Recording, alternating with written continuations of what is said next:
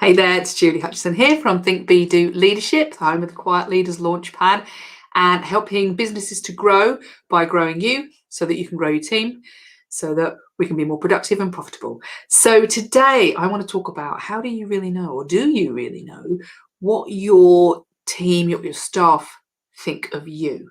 And of course, why should you care?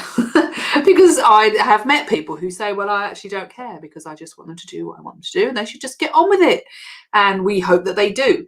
But actually, if you don't know what's happening in the minds of your staff, then you're missing a trick, because I have seen many staff surveys where people have thought that everything was completely hunky-dory in their business, small businesses and bigger businesses, and have been mortified, I think the word is, to find out that actually when an actual staff survey, let alone just talking to them, but an actual staff survey, people have said, no, we're not happy.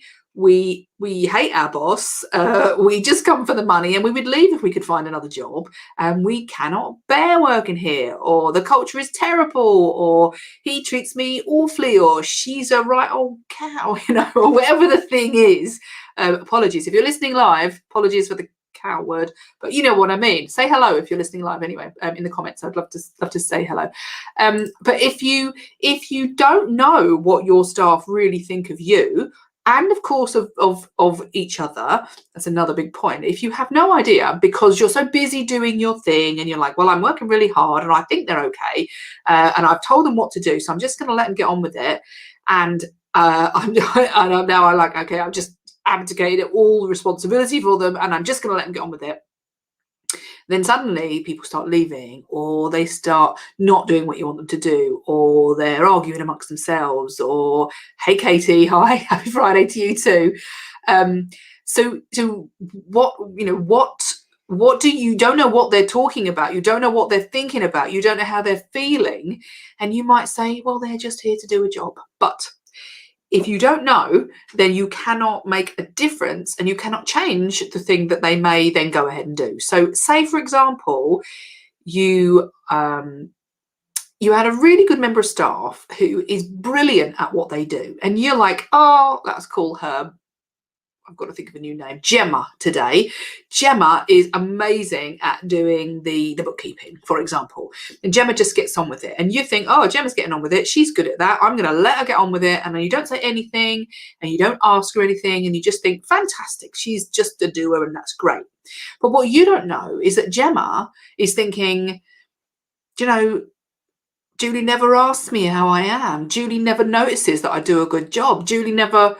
I'll put this on myself now, but she never mentions it. She never says thank you either, and she never says anything, and never gives me any feedback, and suddenly now I'm starting to think, well, then she doesn't appreciate me, and therefore I don't want to be here anymore. And suddenly Gemma starts working less, or Gemma starts taking the odd sick day, or Gemma starts just being a bit more awkward, and then Gemma starts looking for another job and Gemma leaves, and we say, oh, surprise, surprise, what happened there? We don't know. And actually we maybe could have seen that coming if we had just asked Gemma, how is she doing, and taken a little bit more notice of Gemma's needs. Now maybe Gemma is a sort of person that actually needs a bit of attention, needs a little bit of you to notice, a bit of thank you, a bit more than some people. But to be honest, everybody needs that at some point, some more than others. But what happens a lot of the time is that we see bosses who deal with everybody else in the way that they think they would like to be dealt with, or sometimes not even that, they don't even notice the way they're dealing with people and haven't thought well, how would I want it to be done, and am I actually giving out what I would like to get? And they don't say, and as Katie, thank you, please and thank you can move mountains. We teach our kids this, but older people forget. You are so right, Katie. I was watching a program last night. I don't know if anybody else watches Bosch, but I do. I like Bosch. And I noticed that the American lawyer there, the woman, she never says please or thank you when she orders a coffee or anything, and it irritates the hell out of me. So imagine if you, or let's say it wasn't you, but one of your senior team leaders or managers or part of the management team never said thank you, or never said please, or never noticed what that person did. And then this Gemma, for example, is like, well, actually, do you know what? I need to be thanked. I need to be noticed. And actually, I need for somebody to say, that was really good, because there are other people that probably don't need it. And it depends on behavioural styles and personalities and all those things. But let's just say that most of the population wouldn't mind a please, thank you and a well done. Yeah. Or some help. Yeah, just to be noticed, or to say, do you need any help with that? And so often what we're doing is we're assuming that they're happy because they can do the job. So we're functionally thinking it's all hunky-dory. We're functionally thinking, yeah, okay, that's getting done. I can see that. And once we start noticing that it's that the productivity is going down, or it's not quite getting right, or she's gone off sick a bit, by the time we started to notice that, it's too late, or it's very nearly too late. And you need to grab hold of that and bring that person back, because it's going to cost you a fortune if you have to get new people in. And Gemma was good at her job, so why would you not want to keep that person? She was a nice person. And often what we're doing is we're just ignoring it for long enough to fail completely, when we could have saved that. We could have just noticed and asked her how she's doing. And it goes when people within the team have problems as well. And this I mean, I do mediation as well as leadership work, so it's all about people for me. But this is one of the things that absolutely crucifies a business, and that is when two people or more aren't getting on and you don't do something about it. I have seen 4-year-old grudges and relationships falling apart, and bosses have left it for 4 years. That's the longest one I've ever had. 4 years where people have had to dance around two people just because nobody had the guts to say, I think we need to get you in a room and talk about this, because it needs to be dealt with. So all of this stuff about what do our staff think of us, what do staff think of each other, is massively important. And so often I'm seeing, particularly in small businesses, when we start to grow and we start to bring in people, that we are so busy still ourselves, and we haven't necessarily listened to yesterday's one, because that was all about delegation, but we're so busy that we haven't done the delegation, and we are still, trying to build this business, and or it really doesn't matter where you are, but we're probably super busy, that we're so focused on what we're trying to achieve that we're not noticing these people that work for us, and they are human beings with human needs. They might want to, we talk about the 6 human needs. Okay, so what have we got? Certainty and variety. I'm not going to remember them all now, am I? Certainty and variety, i.e., is Gemma bored, or is Gemma overwhelmed? There's too much change going on. Do you know what that person's desire for certainty or variety is? And if you don't know, you're not going to necessarily get it right for them so that they want to work for you. Make sense? Yeah. And then, in fact, I've got a slide on 6 human needs. I don't know where it is, but let's see if I can find it. Where are we? Then we have got, what else have we got? Well, we have got significance. Okay.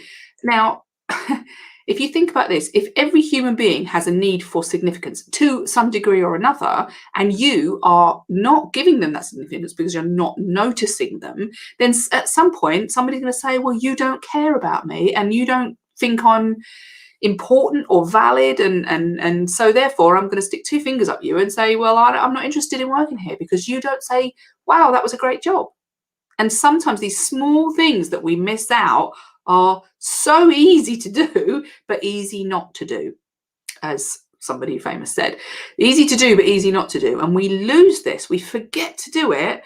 And you don't need a degree to be able to do it. You just need to remember. Yeah.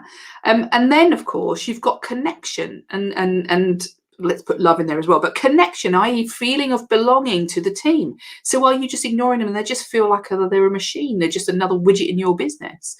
And if you don't have that connection and you don't feel like they don't feel like part of it, they may not tell you. And this is the thing, they may not tell you until it's too late. Interestingly, when you do exit interviews, and I've seen a few of those in my time, that's when the real information comes out. It's like, well, if it had just said thanks once in a while, or it just made me feel part of the team, I would have stayed. I wouldn't have left. You lose this great employee just because you never asked, and you never said, and you never had the conversation. Such a shame. Then there's a need for growth. growth. Did that person have aspirations to want to be a leader? They didn't want to be, I don't know, they want to get their qualification in something and you just didn't notice or didn't ask or didn't care, didn't think it was worth investing in them because you got what you wanted out of it. And of course, if you got what you wanted, again, that is about what, the balance is wrong, because if you're getting something, then somebody else needs to get something too. Otherwise, then they're going to say, well, it isn't fair. I'm giving all this stuff. I'm not getting anything. Yeah. So if you don't know whether your team member thinks that this is a fair relationship, and if you think that it's just about the money, then you're wrong. Okay, that is not about the money. And people will leave regardless of the money if they don't feel like it's a fair deal. And I mean a fair deal in that they give and you give.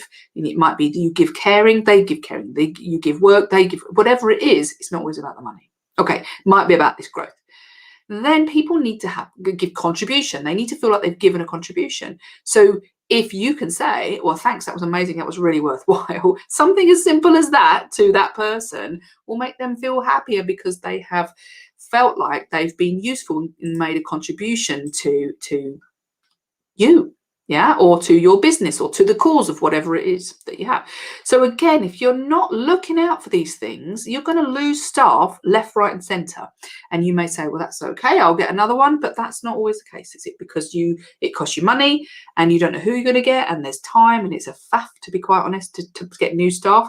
And that's not really fair either, because the reality is, people are people, and don't set people up to fail because you can't be bothered. That's what I mean. Oh, I've got on my high horse now. But what I mean by that is that it's so easy to set people up to fail. We can get really disappointed with people. And Katie, if you're still on there, let me know. But we can be very disappointed with people because they didn't do what we wanted. But the funny thing is we probably set them up to fail because there was something we missed that meant that they couldn't do what we wanted, or they didn't want to do what we wanted because we didn't make them feel good, we didn't look at their needs, and therefore they didn't do it. And then we moan at them, or moan about them probably, and think they're not very good, but it's not because of what they couldn't do, it's because we didn't set them up to succeed rather than setting them up to fail. So I want you to think about, if you are interested in this, do you really know what your staff think of you? Do you know what they're, not necessarily just what they're thinking of you, but do you know what their experience of you is in working for you, with you, in your business, with each other? Do you ask these questions? Do you even look or notice, or are you too busy just getting on with your part of the jigsaw? But the thing is, the jigsaw has parts that you have to put together. Yeah, you are not, what is it? No man is an island, neither is any woman, or anything in between. We are all interrelated, and we have to interact. And if we can understand the impact that we're having on people, and you then know that, then you can make it better or keep doing what it is, because it would be, maybe it's amazing, that's great. But if it's not, then you can do something about it. And when you do something about it, people will feel that you've listened, you've responded, you've heard them, and they will stay and they will try harder. What does Katie say? Some people think that if they focus, I should put this on here. Some people think that if they focus on the positives, we don't need to prioritize having the different conversations. Yes, Katie, you are so right. Because it's hard sometimes. I love the difficult conversations, but it's not always easy, because some of us feel a little bit like, oh, you know what, I don't know what to say or how to say it or what the response is going to be. And actually it's easier to stick my head in the sand and ignore that, and hopefully it will go away. Problem is, never goes away. Katie, you sound like a person who knows. It isn't going to go away, my lovey, is it? No. So, yeah, what we need to do is have those difficult conversations, but learn how to have those conversations. And that is something that we do in the Leaders Launchpad, because we help bosses, managers to stop and think about, how do we have these conversations? What is it that I need to do, be and think and behave like, so that I can encourage people to talk openly and honestly? And that's a lot of it is going to be about them feeling safe that you're not going to bite their head off if they say the real truth, because you need to listen. Because if somebody says something that you don't like, then one, they've probably been incredibly brave to do that. They're not saying it just to be nasty. They're saying it because it needs to be said, because you need to change or you need to adjust something, or they just need to get it off their chest. And therefore, the best thing you can do is listen and have those conversations. And it might be that you have to give them some honest and fairly difficult feedback too. But that's the only way you're gonna change anything, is to have that conversation. But it's not always that easy. I know it's not always easy to say what you really mean. And if you're listening to this live, I would love for you to put in there, do you find it difficult to have those difficult conversations? Yeah. Maybe the reason why we don't ask what our staff really think of us is because we don't want to hear the bad stuff. And that's, human nature, isn't it? We want to hear the good stuff, but we need to hear the good and the not so good, because once we hear the good, as much as it might be awkward, that brave person has come up and actually said something to us. So then we can do something about it, which means our staff won't leave, which means our staff will be more productive, which means we'll make more money in our business as well. So there's apart from the human reason, there's a business reason for listening and finding out what your staff really feel and think and want to tell you, but they might be too scared. But please don't be one of those people that make it, that are too scared. Sorry, that are so against hearing that bad news that you frighten people off of saying it. Yeah, because as a business owner, if we're doing that, then we're not getting the vital information we need to improve our business. So if you would like to find out more about that, then message me and let me know that you would like to implement this in your business, finding out about your staff, how to understand more about what they feel and what they think, and what you can do about that to then become more impactful and more influential in a positive way, so that you can grow your business, grow your career. If it's not your business, if you're leading in another business, then you still need to know this stuff. Yeah, you very much need to know it. So if you want to implement these strategies in doing that, then let me know, because we can have a chat. Okay, you may also join the Facebook group, which is Quiet Leaders with Impact. You're very welcome. I'll stick that in the comments as well. And have a wonderful Friday afternoon. And the last thing I'd love you to do is go and ask one of your team members how they are, how are things going, and just listen. It will work. Honestly, it will work. Okay, have a great afternoon. Julie from Think Be Do Leadership, helping you to implement strategies in your business that are going to improve productivity and profitability in a human way. Take care.